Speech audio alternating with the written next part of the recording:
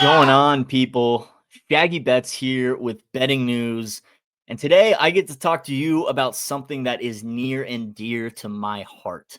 As a college hoop sicko, I get to discuss with you March Madness. Today we are talking all about the biggest NCAA tournament in the college hoop season, March Madness. It's here, the month is here, and as a college hoop sicko, I am pumped. I hope you are as well. But if not, let's get into this tournament and maybe you'll be a little bit more excited for all of this college basketball that is going to be happening during this month.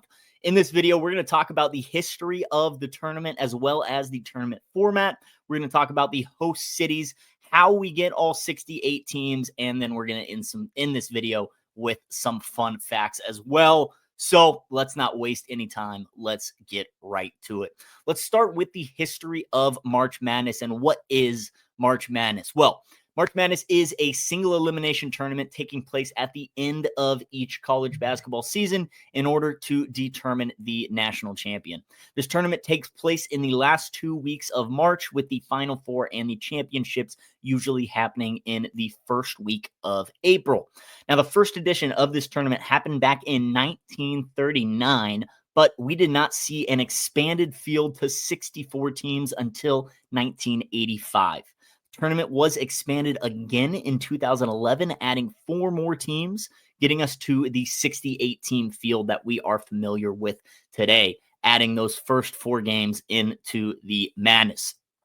37 different schools have claimed the title national champion, with the UCLA Bruins leading the way with 11 national championships. Now let's talk about the tournament format and how we get those 68 participants. 32 of those participants get automatic qualifying bids. And what I mean by that is all you have to do is win your conference tournament and you are in the NCAA AA tournament. You are into March Madness automatically. It does not matter how bad your regular season might have been. You could have lost every single game in the regular season. But if you win your conference tournament in the postseason, you are automatically in the big dance. So 32 teams, 32 conferences get automatic qualifying bids by winning their conference tournament. Now, the other 36 teams are given at-large bids to the big dance based off power rankings. Basically, the top 36 teams per net rankings that are not a conference champion fill the rest of the spots. Now, the tournament is divided into 4 separate regions.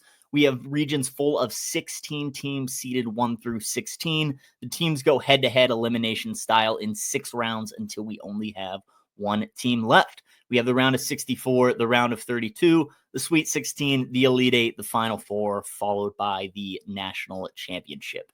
All it takes is 6 wins to be the national champion. Anyone can do it. However, some teams have an easier path than others. Now, the first 2 rounds, the round of 64 and the round of 32, they're played in various host cities across the country. However, each region has a specific host city for the regional semifinals and the regional finals. Therefore, the Sweet 16 and the Elite 8 are played in a predetermined host city, as well as the Final 4 and the national championship are played in a specific host city, rotated throughout the years. A different city each year rotates across the country. Now, when are these games? Selection Sunday is pretty much a national holiday to guys like me. But Selection Sunday is the 3rd Sunday in March usually, and that is when the bracket is set. We find out all 68 teams that will be participating in the bracket on this Selection Sunday. Fast forward 2 days, and we have the first 4 games, 2 each on Tuesday and Wednesday, to kick things off and get us down from 68 teams to 64 teams, perfecting the bracket. And then the madness happens. It is absolutely unleashed on that weekend. Thursday and Friday, we have 16 games each for the round of 64. The winners turn around and play again on Saturday and Sunday, giving us 8 games each on Saturday and Sunday, for a total of 48 college hoops games that first weekend of the tournament, that first Thursday through Sunday. Fast forward next weekend, teams travel to the new cities, and we have 4 Sweet 16 games on both Thursday and Friday, followed by 2 Elite 8 games on Saturday and Sunday. One more weekend, fast forward, and then the first weekend of April, the first Saturday of April, is our two Final Four games, followed by the national championship, which usually takes place on the first Monday of April. And that's it. That is it. The madness is over. 68 teams in the bracket and only one national champion in a matter of 3 weeks. Now, of course, let's end this video with a few March Madness fun facts. As I told you earlier, 37 different teams have claimed the title national champions since the tournament's inception in 1939. 23 of those schools only have one championship to show for it, while 16 teams have multiple. 6 of those schools have at least 5 national championships. We have the UCLA Bruins with 11, the Kentucky Wildcats with 8, North Carolina Tar Heels and the UConn Huskies both have 6, while the Duke Blue Devils and Indiana Hoosiers each have 5. The UCLA Bruins actually won 7 straight national championships from 1967 through 1973 with Coach John Wooden. However, in the modern era, since 1985, since the tournament's expansion, only 2 teams have been able to go back-to-back. That was the Florida Gators in 2006 and 2007, led by Billy Donovan, and then, of course, Dan Hurley and his UConn Huskies, who have gone back-to-back in 2023 and 2024. Now, since 2000, we have only had 4 new champions, with the most recent being the Baylor Bears in 2021.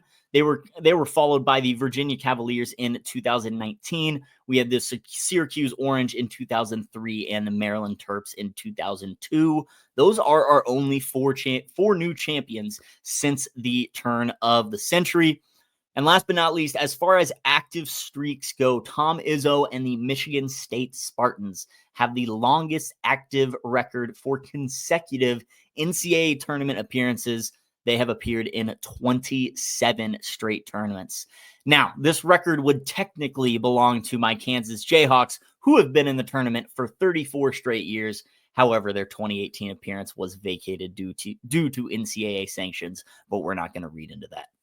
I really hope you all enjoyed this video. I really hope it got you hyped up for March Madness with some of the history, how the teams get there, and the format of how this tournament works. It's been great talking to you all. And if you are looking for some tips on how to bet on March Madness, I've got another video coming out soon, so be on the lookout for that. We'll see you next time. Peace.